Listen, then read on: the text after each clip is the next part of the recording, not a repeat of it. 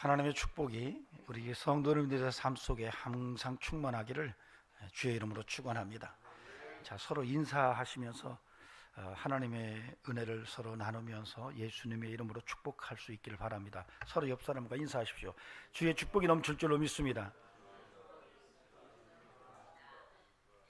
여러분, 우리가 인생을 살아가면서 최고의 전문가의 수준에 이르는 것이 아니라고 한다면 대부분이 실력은 거의 도토리, 키재기 같이 비슷합니다. 그렇죠? 정말 세계적으로 최고의 전문가라고 하는 이런 칭송을 듣는 것 말고는 대부분이 거의 수준이 비슷하다고 보시면 크게 틀리지 않습니다. 그러면 그 다음부터 실력은 뭘까? 여러분, 실력은요, 기뻐하고요, 감사하고요, 기도하는 게 실력입니다. 여러분, 인사만 잘해도 실력 있는 거예요. 잘 웃어도 이게 대단한 실력이에요. 여러분, 우리가 인생을 살아가면서 그 사람이 머릿속에 지식이 얼마 있는지, 세계적으로 얼마나 유능한 그런 능력자인지 알 수는 없어요. 그런데 보면은 잘 웃고 잘 기뻐하고 감사하고 누구를 대하든지 인사 꾸벅꾸벅 잘하고 어떤 어려운 일이 오면 하나님 앞에 무릎 꿇고 기도한다면 그 실력자입니다. 실력은 거기서 나오는 거예요. 그래서 여러분, 주일날 예배 나올 때도 서로 인사도 확실하게 하시고, 인사할 때 활짝 웃고, 어려운 일이 있을 때 하나님 앞에 눈물 뿌려 기도할 수 있는 이런 실력자가 여러분의 삶에서 증거되기를 주의 이름으로 축원합니다. 어떻게 살 건가 굉장히 중요하죠. 바울은 어떻게 살 건가? 너희들 주 안에서 기뻐해라. 너희들 범사에 감사해. 그리고 쉬지 말고 기도하며 살아. 라고 권면을 했습니다. 예수님께서는 십자가에서 마지막 절규를 하시면서 별세하실 때에 그 별세의 현장에서 예수님이 사는 삶의 핵심적인 고백을 터뜨렸습니다. 아버지, 내 마음대로 하지 마시고 아버지의 뜻대로 하소서. 그러니까 예수님은 하나님의 뜻, 아버지의 뜻대로 사는 인생을 향하여 올인했던 그런 메시아이십니다. 여러분은 어떻게 사시나요? 사실 마태복음 6장 33절에서 예수님께서 너희는 무엇을 먹을까, 무엇을 입을까, 무엇을 마실까 걱정하지 말아라. 이건 다 이방인들이 구하는 것이고 너희는 먼저 그의 나라와 그의 의를 구하라고 말씀하시면서 성도가 어떻게 인생을 살아가야 할지를 가르치셨습니다. 오늘 저와 여러분이 이 험한 세상을 살아가면서 어떻게 살아야 될까? 어떻게 사는 것이 인생의 가장 복된 삶일까? 먼저 주의 나라와 주의 의를 구하는 삶이 진정 우리에게서 있는가? 내 뜻대로 마옵시고 아버지의 뜻대로 하소서라는 주님의 고백이 우리에게 실제적으로 터져나오는가? 다윗은 시편 23편에서 여호와는 나의 목자이시니 내가 부족함이 없다라고 노래합니다. 여러분, 다윗은 인생을 어떻게 살았냐면 여호와 하나님이 자기의 목자라고 생각을 했어요. 그는 너무 잘 알았어요. 자신이 목동을 하면서 어떻게 목자를 따라가는 양들이 평안하고 풍성한지를 너무 잘 알았어요. 그래서 그는 평생 여호와는 나의 목자라는 이런 신앙 고백을 하면서 하나님을 따라가는 양처럼 인생을 살았습니다. 비록 왕이었기 때문에 목에 힘을 주고 큰 소리를 칠 수 있었지만 하나님 앞에서는 목자를 따라가는 양처럼 인생을 살아갔던 다윗이었습니다. 여러분, 성경에 보면은 스데반은 성령에 충만했을 때 그 성령에 충만한 이유 때문에 예수님을 증거하다가 돌에 맞아서 순교를 합니다. 그 순교하는 모습을 보면은 예수님이 마지막 십자가에서 별세하시는 모습과 거의 흡사한 모습을 보여주고 세상을 떠납니다. 스데반의 그런 모습을 보면은 참 우리가 인생을 살아가면서 예수님처럼 산다는 것처럼 귀한 게 없구나라고 하는 생각이 듭니다. 그가 성령 충만해서 예수가 그리스도라고 말할 때에 그의 얼굴에서는 천사의 모습같이 빛이 나타났습니다. 여러분은 어떻게 인생을 사십니까? 가끔가다 뭘 먹지? 오늘 뭘 입고 나가나? 오늘 뭘 마셔야지? 라는 생각을 합니다. 폭탄주를 마셔야 되나? 막걸리를 마셔야 되나? 와인을 마셔야 되나? 무엇을 먹어야 되나? 무엇을 입어야 되나? 무엇을 마셔야 되나? 이런 생각 때문에 마음이 흔들릴 때가 많습니다. 그러나 성경은 말합니다. 너희가 하나님의 나라와 하나님의 의를 구하고 인생을 살아가라. 인생 어떻게 살까? 정말로 성령을 쫓아 살아야 되는 인생이다. 그래 하나님의 말씀을 붙들고 사는 인생이 되어야 된다. 그래 예수님처럼 살아야지 라는 고백이 우리에게 가능해야 할 것입니다. 여러분, 성경에는요 인생의 죽음을 앞에 두고 인생의 삶을 정말 전투적으로 살아야 된다라고 말하는 책이 있습니다. 바로 전도서입니다. 전도서는 헛되고 헛되도다, 모든 것이 헛되도다라고 이야기를 하지만 그 전도서 속에 있는 거대한 주제 중에 하나는 죽음이라는 것을 직접 대면하면서 그 죽음 앞에서 내가 지금 오늘을 어떻게 살아야 할 건가에 대해서 질문을 합니다. 너희들이 죽음 앞에서 인생을 어떻게 살 것이냐. 그래서 죽음 앞에서 오늘을 최선을 다해서 정말 힘써 믿음으로 살아야 함을 강하게 말합니다. 원래 죽음을 생각하고 사는 것처럼 인생에 경건함이 없습니다. 여러분, 사람 다 죽음 앞에서는요 굉장히 경건해집니다. 굉장히 겸손해지고요. 여러분 놀랍습니다. 죽음 앞에만 서면 그렇게 힘이 있던 사람도 겸손해지고 성스러워지고 진실해지고 정직해집니다. 그래서 어쩌면 인간은 죽음 앞에 선 삶을 살 때 가장 아름다울 수 있고 가장 매력적일 수 있고 가장 멋진 삶이 가능하다는 것을 우리가 추정해 볼 수가 있습니다. 그런 전도서에서 바로 그렇게 죽음을 생각하라는 메시지를 말합니다. 이걸 메멘토 모리라고 그래요. 라틴어로 죽음을 생각해라. 메멘토 모리. 사실 로마는 전쟁으로 나라가 부강해진 나라였어요. 매번 원정 전쟁을 하면서 전쟁에서 승리하면 그 승리한 군인들이 로마로 돌아옵니다. 돌아올 때마다 많은 로마 사람들의 환호를 받으면서 승리에 우쭐댑니다. 그런데 그때에 그 장엄한 개선식을 가장 뒤에서 따라오는 노예들이 외치는 말이 바로 이 메멘토 모리였어요. 그 노예들이 외치는 겁니다. 메멘토 모리. 죽음을 생각하라. 너희들이 오늘 이겼다 할지라도 너희들도 언젠가는 죽을 수 있다는 것을 생각하고 겸손하라. 메멘토 모리를 노예들이 외칠 때에 그 개선 장군들의 모습은 더 숙연해질 수밖에 없었습니다.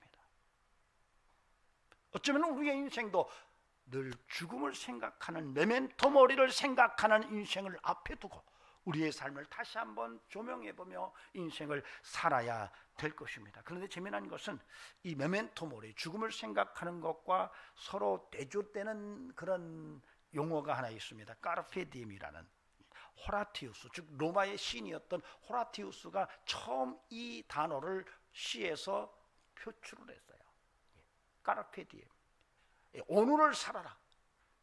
전쟁 때문에 늘 불안하고 전쟁 때문에 늘 스트레스를 받던 로마 사람들에게 야, 인생 그렇게 살지 말아라. 오늘 충실하게 살아라. 내일을 두려워하지 말고 염려하지 말고 오늘 너의 삶을 최선을 다해서 오늘 진정한 행복을 찾아봐라 라고 시인 호라티우스는 그렇게 외쳤습니다. 그런데 재미난 것은 이 전도서에서 바로 이 메멘토 모리와 까르페 디엠을 동시에 얘기합니다.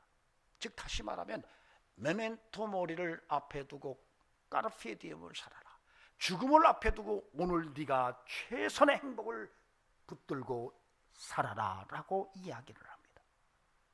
그런데 바울이 나는 날마다 죽는다고 말합니다. 여러분, 바울은 날마다 죽는다고 말했어요. 여러분, 어쩌면 바울은 그렇게 메멘토 모리를 생각하면서 오늘 내가 내 인생의 마지막이라고 생각하고 내 인생을 살아간다라고 고백한 영성을 가졌지 않았는가 생각을 합니다. 예, 날마다 죽는다고 말했어요. 날마다 죽는다. 날마다 죽기 때문에 그날이 삶의 마지막이었어요. 그렇기 때문에 오늘 하지 않으면 안 될 일을 반드시 해야 되는 바로 까르페 디엠이 바울의 인생 속에 가능하지 않았을까. 바로 그 까르페 디엠 가장 중요한 삶의 초점은 바로 복음, 예수 그리스도를 위해서 사는 삶이 바울의 신앙 속에서 확인됩니다.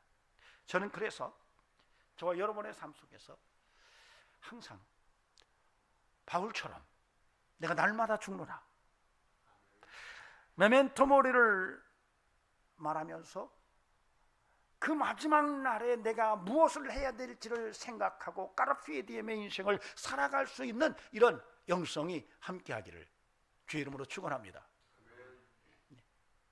여러분, 저와 여러분의 삶 속에 날마다 예수 안에서 죽어지고 그 죽어지는 삶의 현장 속에서 내가 오늘 내 삶의 마지막이라고 생각하고 마지막 내가 해야 될 일을 반드시 마침표를 찍을 수 있는 이런 삶을 향하여 여러분과 제가 뛰어갈 수 있었으면 좋겠습니다.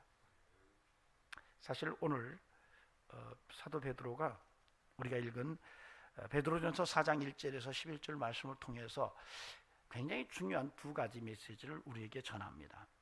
하나는 너희가 인생을 어떻게 살아갈래? 육체의 남은 때를 너희가 어떻게 살을래? 육체의 남은 때를 어떻게 살을래? 이렇게 물어요. 또 하나는 마지막 때가 다가왔는데 너희들 어떻게 살을래? 이 두 얘기를 합니다. 1절에서 6절 그리고 7절에서 11절을 딱 나누어서 이야기를 해요. 너의 인생의 남은 때가 얼마인지 계산하고 너희들 어떻게 살지를 좀 고민해봐, 그 얘기를 해요. 그리고 또 하나는 마지막 때가 다가오는데 너희들은 어떻게 살 거야? 라고 묻습니다.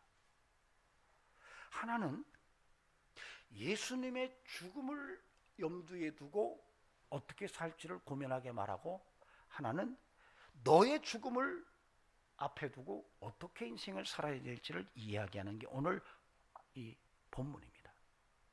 그래서 1절부터 6절 그리고 7절부터 11절까지가 두 개의 주제로 연결되어 있는데 그 핵심은 인생 어떻게 살래? 어떻게 사시겠습니까? 그냥 어쩌다 보니까 그냥 하루하루 사는 게 아니야.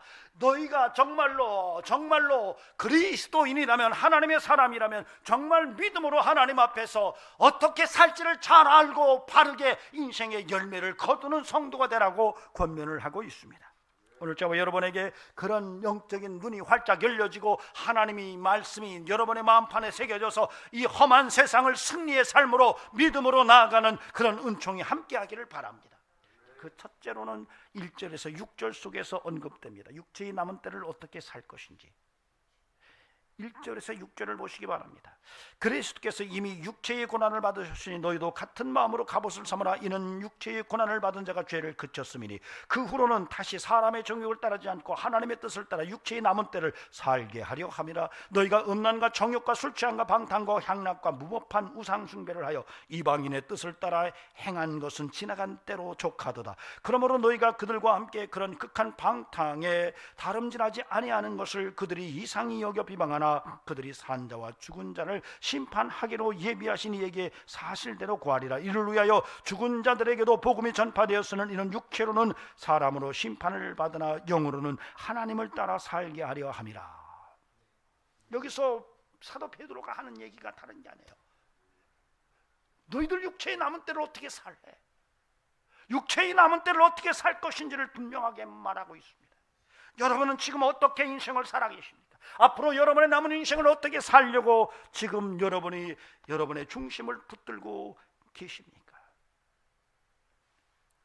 사도 베드로는 2절에서 어떻게 살지에 대해서 이렇게 말합니다. 사람의 정욕을 따르지 않고 하나님의 뜻을 따라 육체의 남은 때를 살라. 사람의 정욕을 따라 살지 말고 하나님의 뜻을 따라 육체의 남은 때를 살라고 말해요. 여러분, 이 말씀이 여러분의 마음판에 오늘 새겨질 수 있기를 간곡히 부탁을 드립니다. 구원받은 하나님의 백성들은 반드시 삶의 정도를 가야 하는데 그 삶의 정도가 오늘 이 사도 베드로를 통해서 우리에게 전해지고 있습니다. 바로 그것은 사람의 정욕을 따르는 삶이 아니라 정말로 하나님의 뜻을 따라 사는 삶을 살아야 한다는 것을 분명히 우리에게 이야기하고 있습니다. 여러분, 이 하나님의 경고의 말씀을 오늘 소홀히 듣지 않기를 바랍니다. 그러므로 저는 저와 여러분의 삶 속에 앞으로 여러분의 남은 인생을 살아갈 때 끊임없이 여러분의 정욕을 따라 사는 인생이 아니라 하나님의 뜻을 따라 사는 삶의 성도로 강한 십자가의 군사가 되시기를 간곡히 주의 이름으로 부탁을 드립니다. 사실 우리가 자기 정욕대로 산다는 말은 내 마음대로 산다는 얘기예요. 내 본능에 따라 산다는 얘기죠. 근데 여러분, 대체적으로요, 내 마음에 내키는 대로 내 본능대로 사는 사람 치고 별 볼 일 없습니다. 사망의 음침한 골짜기로 계속 달려가거든요. 내 마음대로 사는 사람, 내 정욕대로 사는 사람을 여러분 한번 잘 지켜보시기 바랍니다. 그들에게서 어떤 열매가 나타나는지. 그래서 대체적으로 인생을 성공적으로 사는 사람들은 그들에게서 자신의 본능에 역행하는 삶을 드러냅니다. 먹고 마시고 놀고 좀 더 자자, 좀 더 쉬자라고 말하고 그렇게 내 마음에 내키는 대로 내 정욕대로 살아가는 삶을 보면은 그들에게서 어떤 거룩한 열매들이 보이지 않지만 그런 삶을 본능적 삶에 역행하는 역행자의 삶 속에서는 무언가 그에게서 하나님이 기뻐하실 만한, 그리고 사람들이 존경할 만한 삶의 열매들이 수없이 맺혀지더라는 겁니다. 여러분은 어떤 삶을 선택하시렵니까? 여러분의 육체의 남은 때를 여러분의 욕망에 따라 살렵니까? 아니면 하나님의 뜻에 따라 살렵니까? 저는 부탁을 드립니다. 여러분, 예수 그리스도 안에서 하나님의 걸작품으로 회복된 인생들입니다. 그러므로 저는 저 여러분의 삶 속에 끊임없이 하나님의 걸작품다운 삶의 모습이 함께하므로 하나님이 영광 받으시고 여러분의 삶 속에도 정말로 하나님의 영광을 드러낼 수 있는 축복의 역사들이 수없이 드러날 수 있기를 바랍니다. 굉장히 중요한 것은 육체의 남은 때를 계산하는 거예요. 여러분, 그 생각해야 됩니다. 자, 오늘 저를 잘 보세요. 여러분, 얼마나 남았을 것 같아요? 알 수는 없어요. 그러나 대충 감 잡아요. 그죠? 네. 내가 얼마나 더 살지에 대해서 어느 정도 감을 잡고 살아요. 여기에 있는 어린 지금 학생들보다는 저보다 나이 더 드신 어른들은 더 시간이 많지 않습니다. 그런데 놀라운 것은 그걸 계산하지 못해요. 여러분, 그들이 머리가 나빠서 그런 게 아니에요. 그들은 고등학교 다닐 때 미적분을 풀었어요. 중학교 다닐 때 인수분해를 다 했어요. 그런데 덧셈 뺄셈이 안 되는 거예요. 지금 내가 얼마나 더 살지, 인생의 남은 때를 계수하고 인생을 살아가야 되는데 전혀 그런 인식이 없다는 거예요. 무식해서가 아니에요. 오늘 하나님의 말씀을 듣지 않아서 그래요. 오늘 성경은 말합니다. 너의 인생의 육체의 남은 때를 계산해라. 여러분, 저와 여러분의 삶 속에서 끊임없이 내 육체의 남은 때를 계산하고, 그리고 그 남은 때를 어떻게 살 것인지, 정말로 육체의 정욕에 따라 살 것인지 아니면 하나님의 뜻에 따라 살 것인지를 다시 한번 다짐하고 하나님의 뜻에 따라 살면서 하나님의 영광을 드러내고 하나님의 살아계심을 많은 사람들에게 보여주는 이런 은총이 함께할 수 있기를 간곡히 주의 이름으로 축원합니다. 여러분, 모세는 시편 90편에서 우리에게 우리 날 계수함을 가르치사 지혜로운 마음을 얻게 하소서라고 말합니다. 그러니까 모세는 인생의 남은 때를 계산할 줄 아는 사람은 참 지혜로운 사람이라고 이렇게 얘기했습니다. 여러분, 지금 여러분이 이 설교를 들으면서 아구나 목사님, 내가 그동안에 그 생각 못했어요, 이렇게 말한다면 지혜롭지 못하게 살아오신 거예요. 예 목사님, 저 늘 그렇게 내 인생의 남은 때를 계산하면서 내가 하나님 앞에서 죽음을 앞에 두고 메멘토 모리를 생각하면서 까르페 디엠을 실천하려고 애를 썼습니다 라고 말한다면 여러분 정말로 인생을 지금 지혜롭게 살고 있는 거예요. 저는 부탁을 드립니다. 얼마나 똑똑하냐, 정말로 얼마나 유능하냐, 이런 얘기를 하는 게 아니에요. 정말로 여러분의 인생이 얼마나 지혜로우냐, 정말 하나님 앞에서 어떤 인생, 하나님 앞에 칭찬받을 만한 이런 인생을 살아가느냐 하는 것을 지금 묻고 있는 거예요. 우리의 인생은 그동안 산전수전, 공중전 다 치렀습니다. 쓴맛, 단맛, 떫은 맛, 매운맛, 역겨운 맛 다 경험하고 지금까지 살아왔습니다. 이제 남은 것은 인생의 후반전을 어떻게 살아야 할 것인가. 내 인생의 전반전은 정말로 그야말로 산전수전, 공중전 다 치르고 쓴맛, 단맛, 떫은 맛, 신맛, 역겨운 맛까지 다 경험하면서 인생이 어떤 건지를 어느 정도 알았는데 이제 인생의 후반전을 내가 어떻게 살아가야 할지 한 번쯤은 우리가 오늘 점검해 봐야 한다는 것입니다. 부탁드립니다. 인생의 남은 때를 하나님의 뜻에 따라 사는 저와 여러분이 되기를 주의 이름으로 축원합니다. 눈에 보이는 것만 보지 마세요. 눈에 보이는 것만 보고 사는 게 성도가 아닙니다. 성도는 눈에 보이지 않는 세계까지 바라보고 살아가야 하는 것입니다. 나중에 주님 앞에 섰을 때 이를 갈며 슬피 울지 않기를 바랍니다.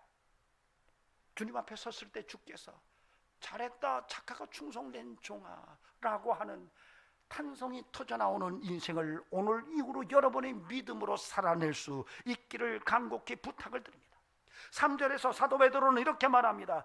야, 너희가 육체의 정욕에 따라 살아가는 삶이 지나간 과거로 족하다. 3절 보십시오. 너희가 음란과 정욕과 술 취함과 방탕과 향락과 무법한 우상 숭배를 하여 이방인의 뜻을 따라 행한 것이 지나간 때로 족하도다.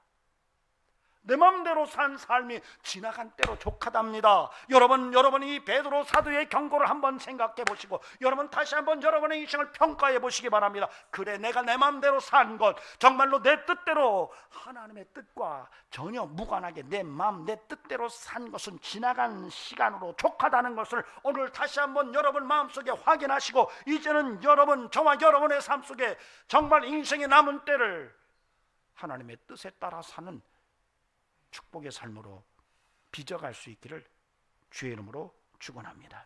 음란과 정욕과 술 취함과 방탕과 향락과 무법한 우상 숭배를 하여 이방인의 뜻을 따라 행한 것은 지나간 때로 족하도다. 하나님이 멈춤, 빨간 신호등을 보여 여러분의 인생 속에 하나님이 멈춤이라는 빨간 신호등을 보일 때는 여러분은 멈춰야 됩니다. 빨간 신호등을 보고도 질주한다면, 내 마음대로 질주한다면 그 인생이 성할 수가 없습니다. 하나님이 멈춰라고 말하면, 스톱이라고 말하면 여러분 설 수 있어야 됩니다. 제동장치가 여러분의 인생 속에 정말 잘 들어야 됩니다. 인생에 제동장치가 없는 인생, 여러분 그 인생을 어떻게 하나님께서 책임질 수가 있겠습니까? 아주 오래전에 5월달 야외 행사를 하고 났는데 한 자매가 아무것도 못 먹어요. 그래서 너 왜 못 먹니? 그랬더니 웃기만 하더라고요. 그래서 자꾸 이상해서 물었어요. 그랬더니 교회 가서 목사님 설명을 드릴게요 그러더라고요. 그래서 행사가 끝나고 교회로 왔어요. 목양실에 들어갔더니 그 자매가 들어왔어요. 그러면서 목사님 저 어제 술 먹었어요 그러더라고요. 그 자매는 술을 못 끊는 거예요. 술 굉장히 잘 먹었습니다. 한 번은 교회 술에 취해서 떡이 돼가지고 친구에게 업혀오기도 하고, 본인도 끊으려고 하지만 그게 잘 안 되는 거예요. 술 먹었어요. 근데 그렇게 술 먹은 뒤로부터 침도 안 넘어간대요. 너무 고통스럽대요. 음식이나 물이 안 넘어가는 건 둘째고 침도 잘 안 넘어간대요. 그러면서 목사님 회개해야 되겠죠? 그러더라고요. 제가 뭐라고 그랬겠어요? 회개해야지. 그러고 나갔어요. 한 10분쯤 있다 들어왔어요. 목사님 이제는 침이 넘어가요 그러더라고요. 근데 물도 넘어간대요. 스탑 신호를 하나님이 주셨어요. 여러 번 스탑 신호를 주셨다고 말하는데 그날이 마지막 스탑 신호였어요. 그 이후로 술을 끊었어요. 여러분, 내 뜻대로 살아가는 삶에 대해서 하나님이 스탑 신호를 보냅니다. 빨간 신호등을 보낼 때에 여러분 그때 멈추시기 바랍니다. 그러지 않으면 큰 사고가 일어날 수가 있습니다. 정욕을 따라 살지 말라는 겁니다. 하나님의 뜻을 따라 살라고 이렇게 이야기를 하고 있습니다. 그런데 오늘 본문에서 1절에서 아주 중요한 삶의 비결을 이야기합니다. 자, 1절은 우리 같이 읽어보겠습니다. 시작. 그리스도께서 이미 육체의 고난을 받으셨으니 너희도 같은 마음으로 갑옷을 삼으라. 이는 육체의 고난을 받은 자는 죄를 그쳤습니다.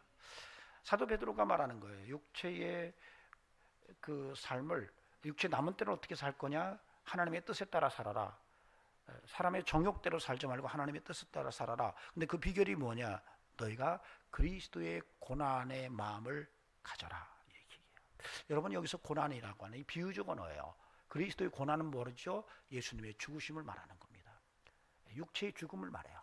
그래서 사도 베드로는 어떻게 우리가 육체의 남은 때를 사람의 정욕대로 살지 아니하고 하나님의 뜻대로 살 수 있을까? 너희들 십자가에서 예수님이 육체가 죽은 것처럼 너희의 정욕이 십자가에 못 박혀 죽으면 그때서야 너희가 비로소 육체의 정욕을 따라 살지 않고 하나님의 뜻에 따라 살아갈 수가 있어 라고 말씀하시는 거예요. 뭔지 이해가 되십니까? 여러분이 십자가에 못 박혀야 돼요. 여러분의 육체의 정욕이 십자가에 못 박힐 때에 비로소 여러분이 하나님의 뜻을 따라 살아갈 수가 있음을 이야기하는 거예요. 그래서 바울이 날마다 죽는다고 말했던 거죠. 하나님의 뜻을 따라 살기 위해서 여전히 오늘도 나는 날마다 죽는다고 말했던 바울의 고백, 여러분의 고백이 될 수 있기를 바랍니다. 주님의 죽으심이 나의 죽으심이 돼. 내가 그리스도와 함께 십자가에 못 박혀 나는 이제는 내가 산 것이 아니라 내 안에 그리스도께서 사신 것이라고 고백했던 바울의 고백이 저와 여러분의 오늘 이 시대 속에서도 동일하게 고백되므로 하나님의 뜻을 따라 사는 성도의 진면목이 나타나야 할 것입니다. 여러분, 자아가 십자가에 못 박혀야 돼요. 여러분의 자아가 깨져야 됩니다. 여러분의 자아가 파쇄되어야 됩니다.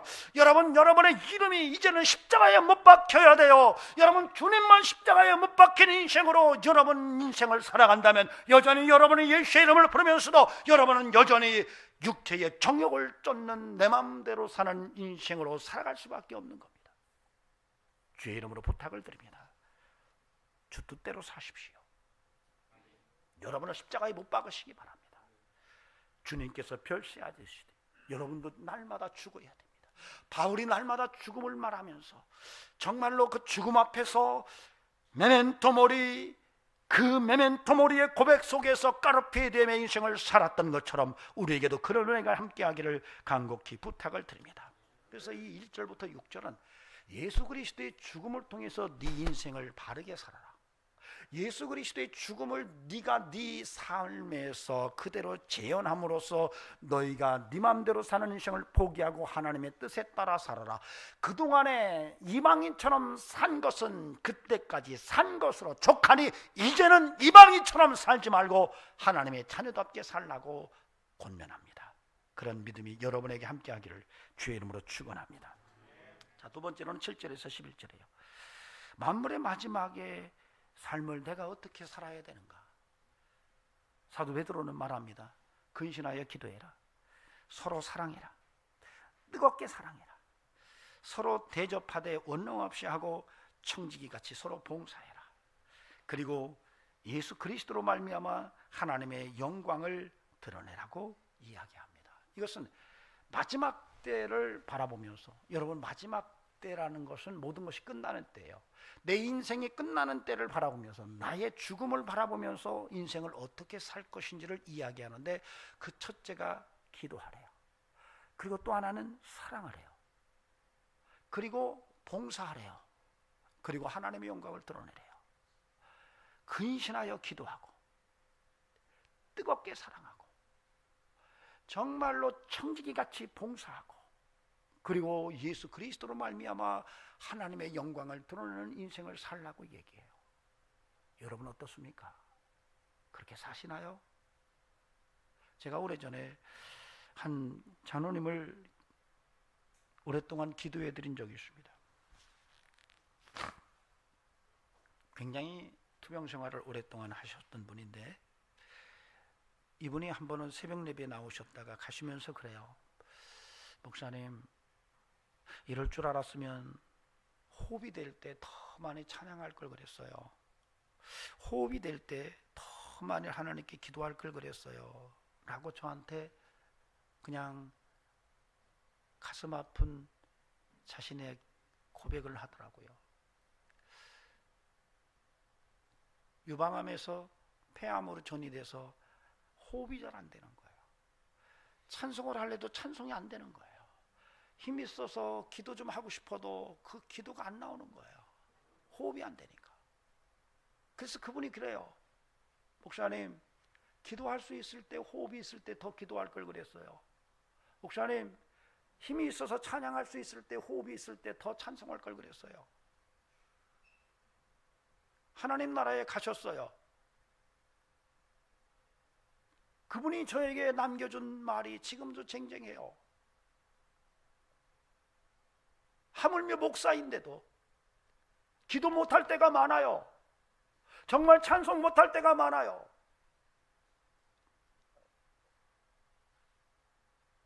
여러분, 그 장로님은 기도를 많이 못하신 분이 아니에요.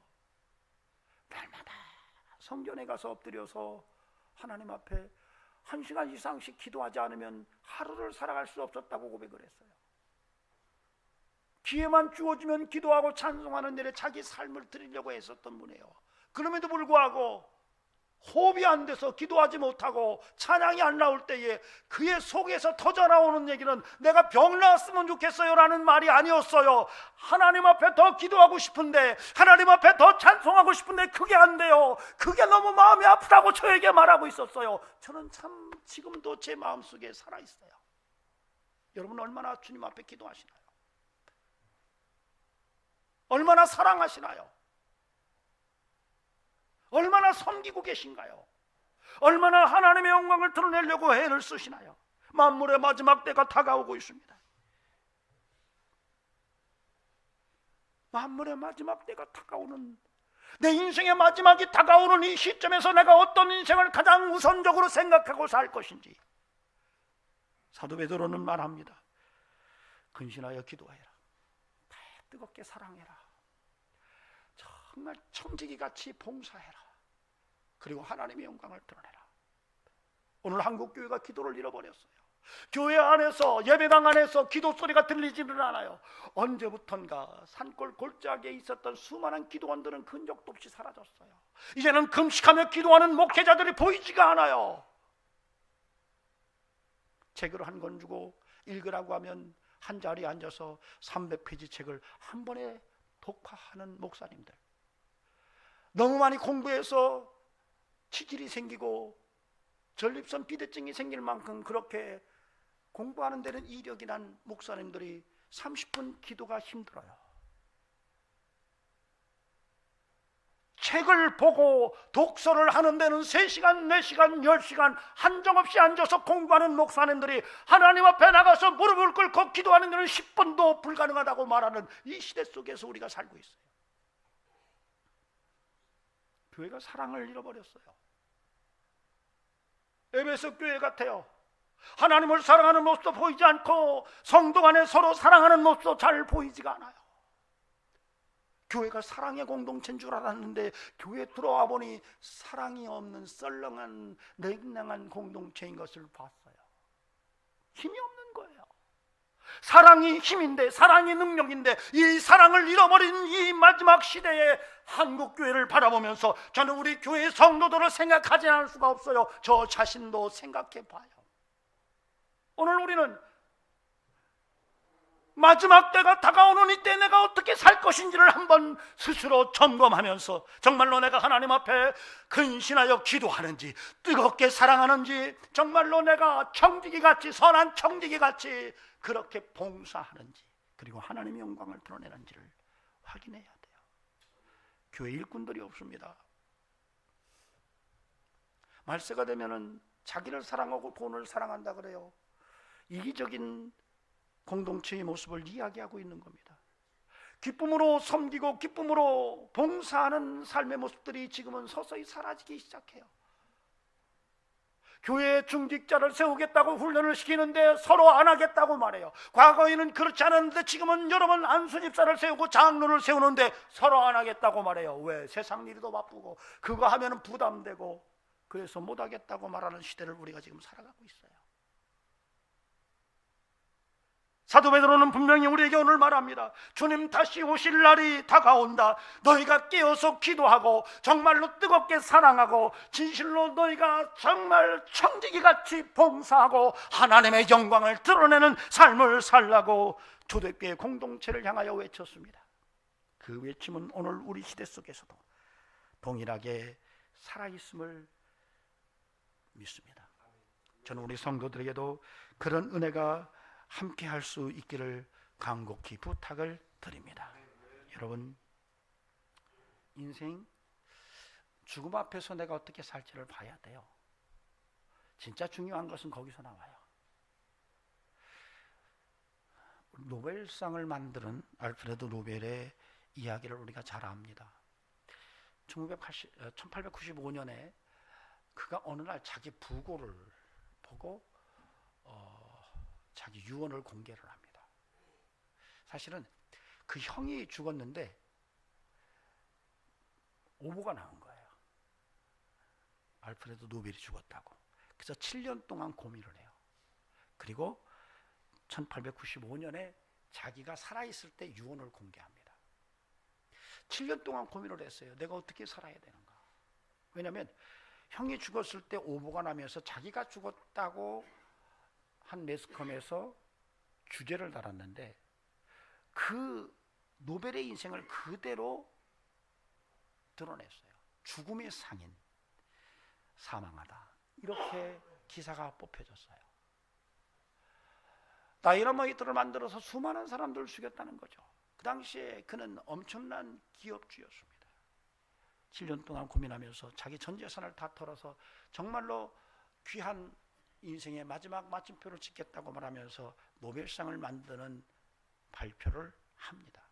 죽은 다음에 만든 게 아니에요. 자기가 살아있을 때 유언을 공개를 합니다. 여러분, 우리가 하나님 앞에서 우리의 인생을 다시 한번 확인할 필요가 있어요. 내가 이 땅을 떠날 때에 하나님이 나를 어떻게 평가하실까? 성도들은 나를 어떻게 기억해 줄까? 목사님은 나에 대해서 어떻게 평가하실까를 한 번쯤 여러분이 점검해 보시기 바랍니다. 올해는 몇 분 가까이에 계시던 분들이 세상을 떠나는, 제 개인적으로는 한 달에 한 분씩 세상을 떠나셨어요. 급작스럽게. 그것도 아쉬움도 있고 안타까움도 있어요. 여러분, 그들의 일이 아니라 내 일이에요. 여러분도 그날이 있어요. 그때 여러분 하나님과 사람 앞에서 어떻게 평가된지를 고민하며 사는 믿음의 백성 되기를 주의 이름으로 간절히 축원합니다. 기도하시겠습니다. 하나님, 거듭난 성도로서 이 땅에 사는 동안에 인생의 남은 때를 계산할 줄 아는 지혜를 갖게 하시고 육체의 정욕을 따라 살지 아니하고 하나님의 뜻에 따라 사는 성도 되게 하옵소서.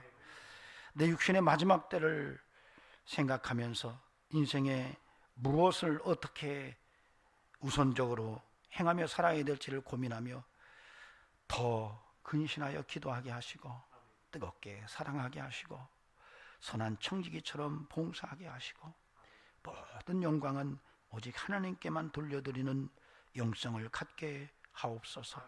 이제는 우리 구주 예수 그리스도의 은혜와 하나님 아버지의 살아계심과 성령님의 역사하심이 오늘도 믿음으로 하나님께 영광 돌리는 귀한 심령들에게 인생을 어떻게 살아야 할지 하나님의 말씀을 통해서 조명하는 귀한 심령들에게 영원토록 함께 하시기를 간절히 축원하옵나이다. 아멘.